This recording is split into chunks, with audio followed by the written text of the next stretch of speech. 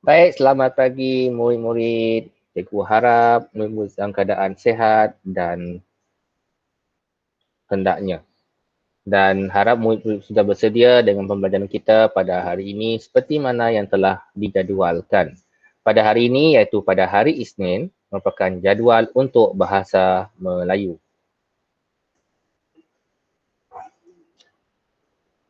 Dan sebelum kita meneruskan pembelajaran kita pada hari ini, cikgu akan memberikan sedikit taklimat ringkas tentang apa yang kita perlukan semasa pembelajaran bahasa Melayu sepanjang tahun ini. Pertama ialah buku latihan bahasa Melayu, di mana buku latihan bahasa Melayu ini akan murid-murid perlu sediakan sebuah buku latihan tata bahasa bergaris 1, buku latihan bergaris 3, 1 buah, 1 buah buku latihan pemahaman bergaris 1 dan 1 buah buku latihan penulisan bergaris 1. Baik, cikgu faham. Untuk pembelajaran dari rumah ini, murid-murid belum lagi mendapat buku teks untuk Bahasa Melayu tahun 4. Namun demikian, cikgu akan sediakan buku teks dalam bentuk JPEG ataupun dalam bentuk gambar untuk rujukan dan pembelajaran murid-murid sekalian. Dan tajuk pembelajaran pada hari ini iaitu pada 25 Januari 2021 pada hari Isnin ini, kita akan lihat tajuk tata bahasa iaitu kata nama am. Dan murid-murid juga boleh merujuk buku teks Bahasa Melayu tahun 4 pada muka surat yang ke-6 yang akan cikgu sertakan dalam grup WhatsApp kemudian. Dan juga setelah kita akan selesai pembelajaran kita hari ini, murid-murid perlu melaksanakan latihan pengukuhan yang akan disediakan juga. Baiklah, kita teruskan dengan pembelajaran kita pada hari ini iaitu tata bahasa kata nama am. Apa itu kata nama am? Kata nama am dalam bahasa mudah ialah perkataan yang merujuk kepada benda. Contohnya, rumah, sungai, kereta, mimpi, basikal. Dan ada banyak lagi contoh yang boleh kita kategorikan sebagai kata nama am. Iaitu contoh-contoh kata nama am di sekeliling kita.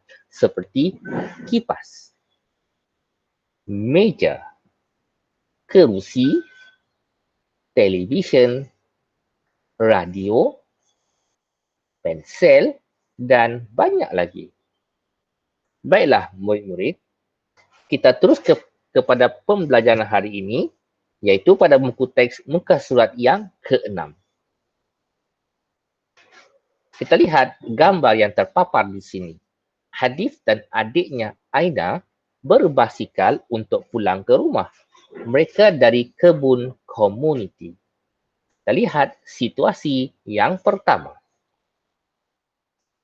Pulang dari kebun komuniti, mereka ternampak jiran mereka iaitu Pakcik Ismail dan Makcik Mina berjalan sambil membawa 3 bungkusan besar.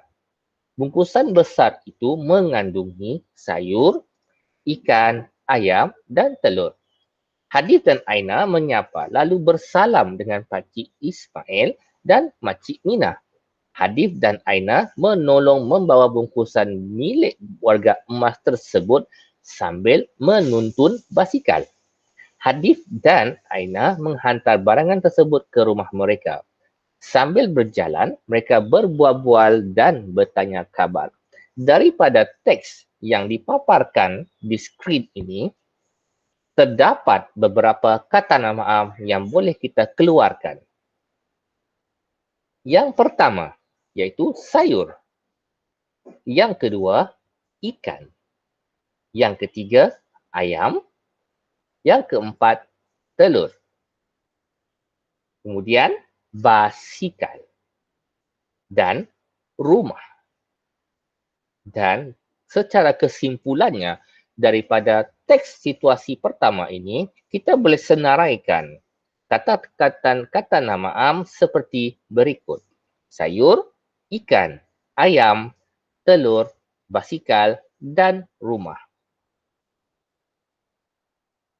Baiklah, murid-murid, kita beralih kepada situasi yang kedua. Hadis dan Aina berehat sekejap di ruang tamu rumah warga emas tersebut. Makcik Minah menghidangkan minuman untuk mereka.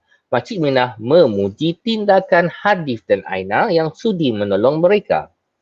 Pakcik Ismail memberikan bekalan makanan kepada Hadis dan Aina sebelum pulang. Pakcik Ismail menasihati mereka agar berhati-hati semasa berbasikal. Hadis dan Aina bersalam dengan warga emas tersebut. Makcik Minah memeluk Aina dengan penuh kasih sayang. Dalam teks situasi kedua ini, juga terdapat kata namaam yang boleh kita dapati dalam teks tersebut. Yang pertama, minuman. Yang kedua, makanan. Dan daripada situasi kedua, terdapat dua kata namaam, iaitu pertama, minuman dan kedua, makanan. Baiklah murid-murid, latihan pembelajaran kita hari ini hanya bertumpu kepada muka surat 6 dan tibalah masa untuk murid-murid melengkapkan latihan ini.